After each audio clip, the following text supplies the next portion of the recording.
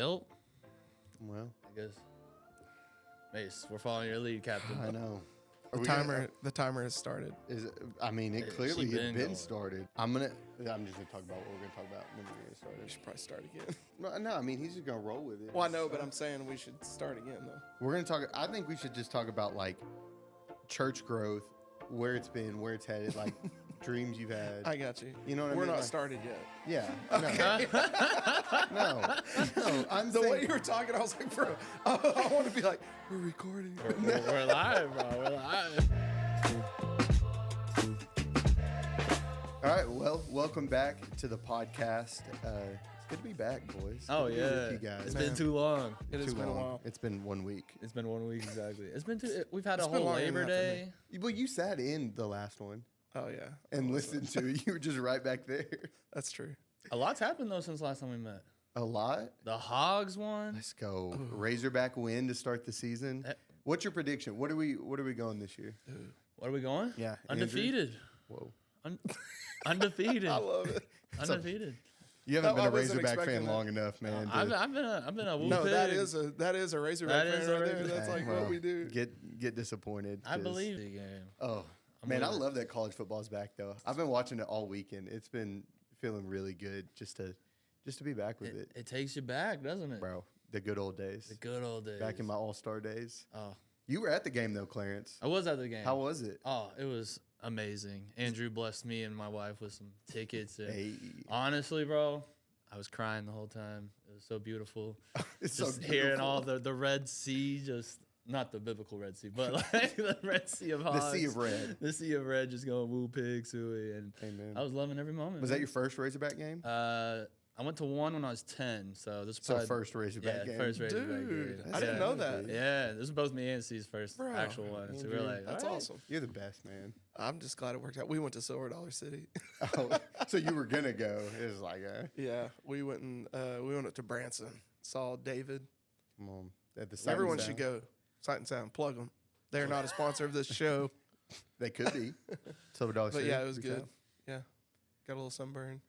It was good. It was good. Hanging with the fam. It was a holiday weekend, Labor Day weekend. I was out, Yeah. which was weird. It was weird to. It's been. Oh yeah, I'm sitting in service. I think it was second service, and my phone goes, zzz, and I look at it, and it's my notification that Mason just started a golf round, like on our golf app. Oh my goodness. I was like, wow, man, what a power move. Hey man, the Lord did not bless that round because I did not shoot low at all. I should have been in church, but it was good. It was good to get away for a weekend, but I wasn't here. But it still looked like it was pretty busy on Sunday, right? Yeah, Were for there a Labor lot Day of people? weekend. Yeah, It was a good weekend. it was a really A good lot of weekend. fun. Yeah, A lot of people came in. And we just hung out, had a good time. Seth's message on marriage was super good. Sierra took lots of notes, and I was excited You to didn't? go over all those notes later that night. You know, You're like she made a checklist. Okay, and this thing you're doing wrong, and this thing you got to oh fix. and this- bro, my arm got a bruise from how many times she was like nudging me the whole time. It was really awesome. good. It was great. I got to listen in, dude, and y'all did OU praise. yeah, debut What a first song! time. Yeah, How do you feel like it went over for the church? good. You know, like the first time you do a song, you never know if everyone's gonna know it or sing along. So I thought it was really good for the first time doing it. It's a really big song. We don't do a lot of songs like that are just like, I don't know, just kind of going for it. And so being new and being like that, I was kind of like, I don't know how it's gonna go, but it went really good. It's just a good song. Yeah. We heard it at our all staff, and the team did it. And man, just the words are so good. So Will we do it again? yeah, so my goal is do it on a choir Sunday. Oh, come on. Because really, you need the choir. Right. Yeah. And so, yeah, stay tuned. Stay tuned. Come on. Do it on a choir Sunday. Well, dude, that's good to hear that, like, even on a holiday weekend, that there was a good amount of people here. Yeah. I feel like it's very common. That's when people are going out of town. It's the end of summer. People are doing one last trip. I was on one last trip for the summer. And so you usually get a lot of people who are out. But I feel like we're just seeing steady increase at the church in growth numerically, but also depth of people getting involved in groups. We've got the college ministry launching up. Our youth ministry is growing. Like, things are just, I feel like, at a great place where the Lord is blessing and adding to the numbers daily, like we talked about last week, like we've been talking about kind of all year with Fully Devoted and Acts, what do y'all see as like a reason that the Lord has been like just bringing people to this place? Is there something specific? Is there something culturally that we're seeing that why people are like craving and hungry to get in church? What do you think that reason is? Well, I think Sunday was just because the Hawks played. Amen. No, but like it is funny because we are the city that people usuly go to on a vacation day. So that's always fun, actually getting to Do you see think it would have people. been less if we lost? No, I think it'd been the same. Maybe a few less, but People have been a little grumpier. yeah. But no, seriously, I think I don't know. I think it's across the board though. I don't think it's just our church, For sure. but I'm thankful that it is our church too. But everyone I talk to seems like God is just moving on his people right now.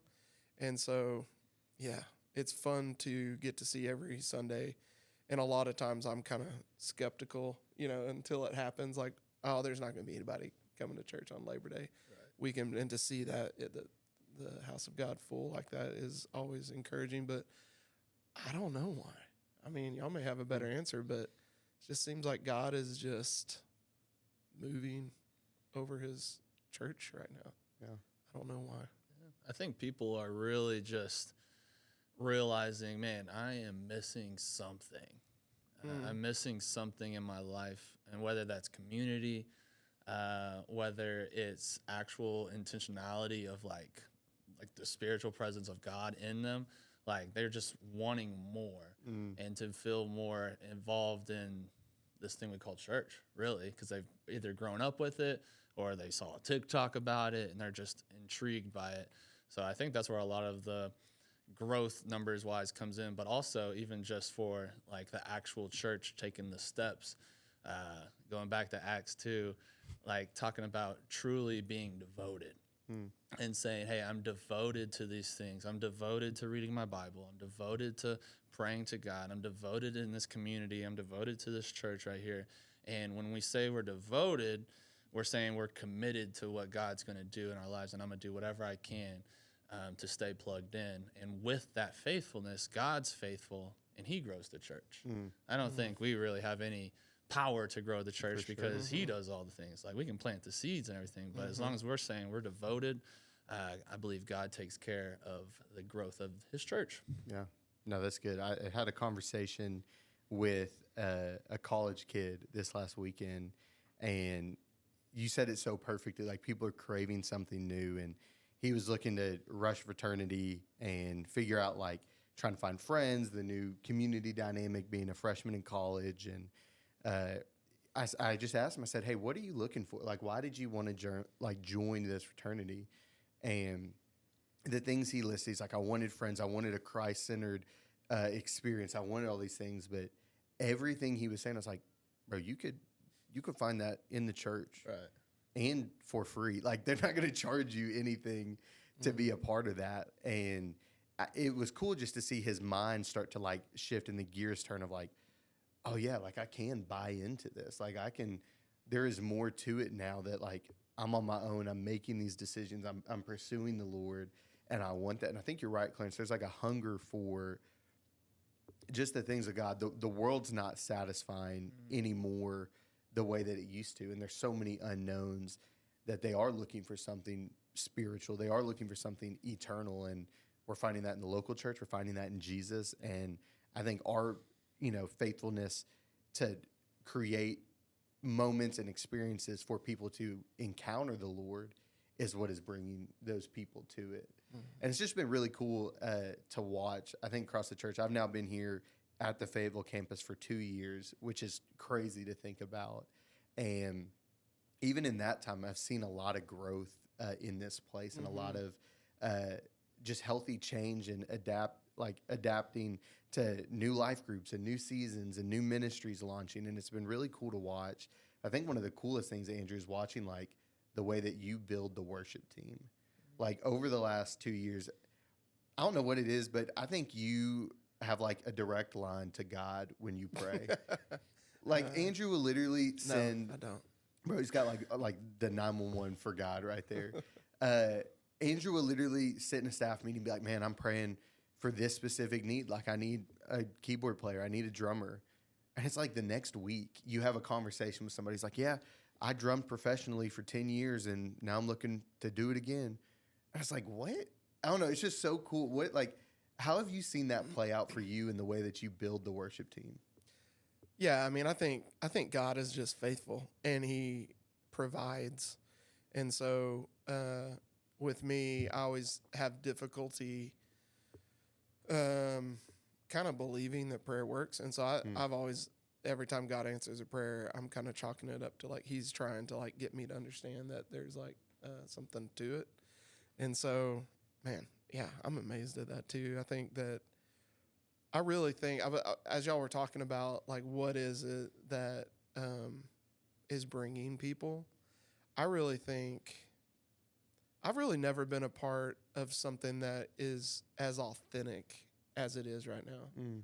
And that's one of the things I think I'm most proud of our church about, is that we don't try to be anything crazy other than we just want God's presence. Yeah. Seth is just like, whatever he can do to hear from the Lord and get a message for the Lord and or from the Lord.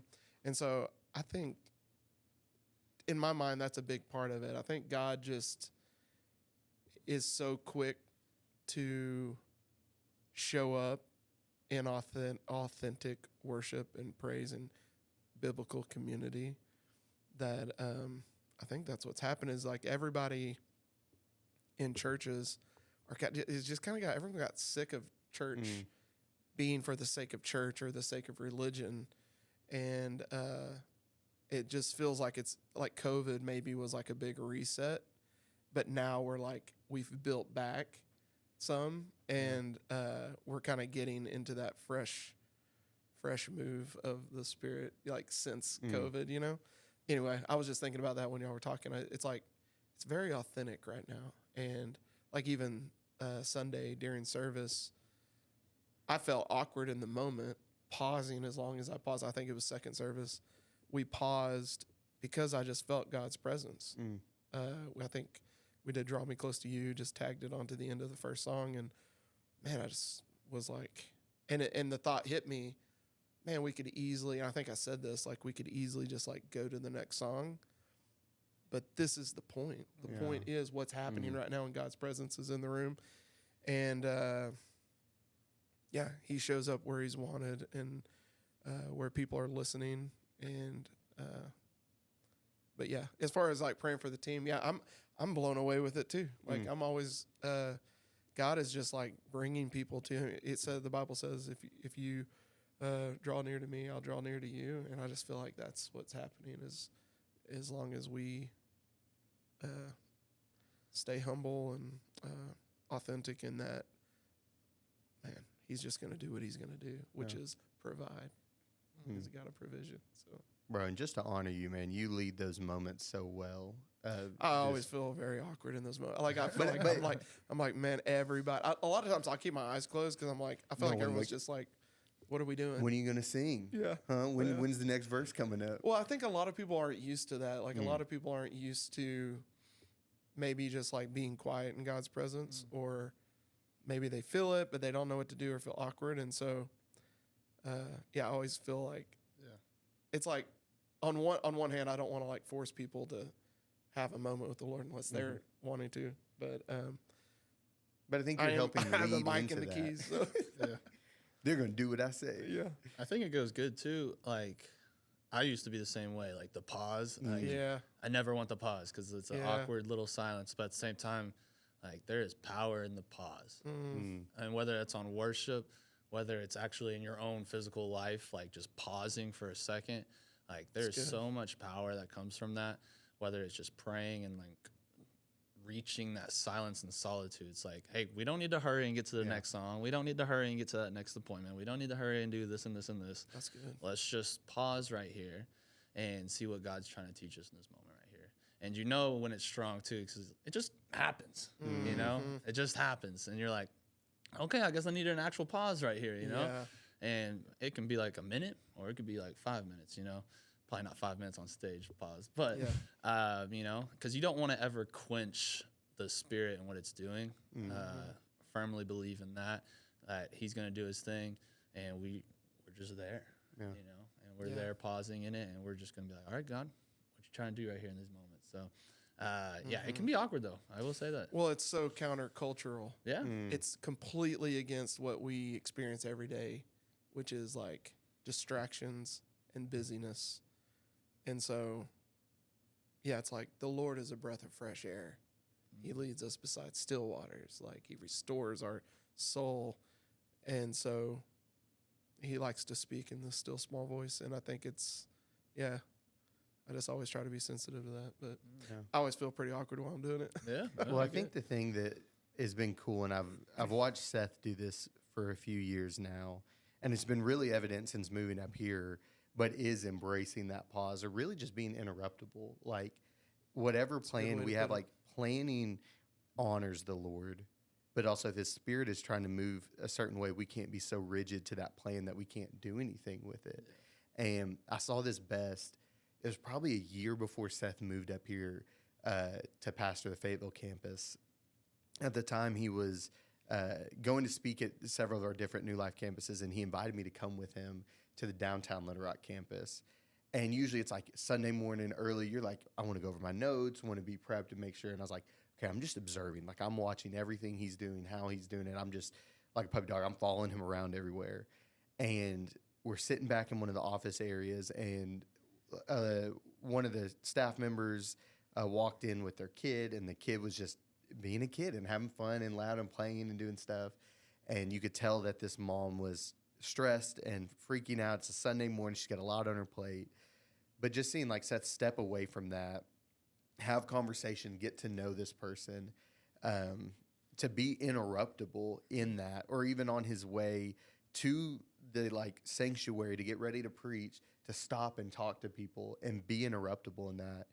It was like an eye-opening thing. And then he reminded me later that afternoon, he's like, man, Jesus was interrupted on the way to go heal somebody. And he healed someone. Like, he healed somebody else on his way to go heal another person.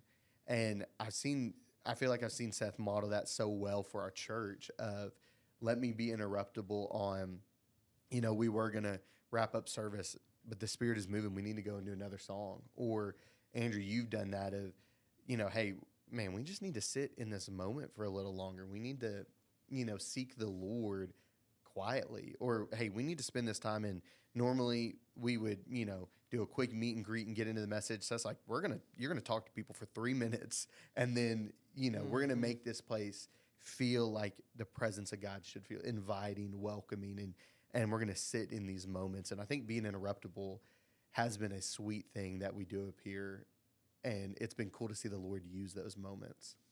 It's crazy you're saying this, just because having a kid, you're always interruptible. And so, like, there's not a moment that, like, you get a couple of minutes, and then it's like, Dad, you know, where you at? Or our daughter, 7, is she can't be away, like, in a different room. She wants to be with you in the room you're at. So, but I was doing something, I don't remember if it was planning for the church, or I was doing some kind of work, church work on my phone or laptop, and she came up, and I always struggle on what to say in those moments, like, hey, Daddy needs to work right now, you know, or whatever.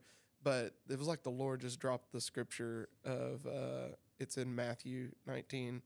Jesus said, let the little children come to me and do not hinder them, for the kingdom of heaven belongs to such as these, like a childlike faith. And it was like he just dropped that on my soul. And it really isn't just for kids, but I feel like it plays out through, like, just what you were saying, is like we should live our lives in an interruptible way, just because usually that's where God is trying to speak, or God's trying to do some kind of ministry. But we're trying to go just head first into whatever he's called us for that day, or whatever our job is for that day, or whatever it is. And it's like he enjoys testing us in that, I think, to see like if you are really going to like, if you really know what's most important. It's like at the end of the day, close your laptop, shut your phone down, and like let your daughter come up into your lap and just be a kid. And yeah, it's just funny you're saying that because that happened just the other day. Yeah, God's so good in that. I love it. Man, it was. I had a moment like that on Friday where I was trying to get all these things ready to leave for the weekend, and I was like, I want to go to the gym, get a haircut, pack, do all these things, and I was in that rush of life and doing things. And I remember being at the gym. I was like, I'm going to get in the sauna real quick and then leave, get out of here. I'm on a time crunch, and I had like my headphones in, and I could tell this guy was like looking at me. And I was like, bro, I'm not trying to look at you, but he's like looking at me the whole time. And so I'm like, oh, hey. He's like, can I ask you like what your tattoo means? All this stuff. I was like, okay, let me explain it to him. And end up started talking about our faith and all these other things where he's like, can I pray for you? Can I pray over you? And you know, I was telling him some of the circumstances in my life, things going on, and which is the weirdest thing for a 5-10 minute conversation in the sauna. But it was just a sweet moment where this guy I've never met wants to pray with me, pray over me. And I was like, man, in the rush of my life, I needed a moment where even I was interruptible. I was able to receive something from the Lord. Not only do we need to be interruptible to give something to someone else from the Lord and to be used by the Lord, but I think if we're so go, we're going to miss what the Lord is trying to interrupt in our lives to give us and to give to us. And it's just one of those sweet reminders to live interruptible, to live in that pause, in that waiting. And I think it's been cool to see that as a church, we implement that even on a Sunday morning, and we try to prioritize, what'd you say, Clarence, not quenching the spirit. Yeah. You know? Yeah. Honestly, you guys keep talking about interruptible and talking about pausing and everything too. Honestly, it goes back to even why we think the church is kind of growing right now as a whole, is because, I mean, we all did see the dip in COVID years and whatnot. Yeah. And I think right now is the aftermath of the pause. You know what I'm saying? Like, we had the pause. Everyone's had their pause, their like little break and what they needed to do. And rightfully so. A lot of people needed it. But now, well, it's been 5-ish years. 6, 7-ish years, if you will. But I think now people are like, okay, I'm ready. Yeah. I'm ready to see what God's really got for me now. And honestly, I'm just praying for God to move in a way, not just up here in Fayetteville, but just around this world in a way that we've just never seen before. And I don't know what that looks like, but I'm just going to trust in God that he's going to move in miraculous ways. So let's go. Yeah, bro. Well, guys, thanks for joining this podcast today. We love you. We're excited where the church is headed, and we can't wait to be a part of what all that God is doing here at New Life Fayetteville. Our timer ran out. It did.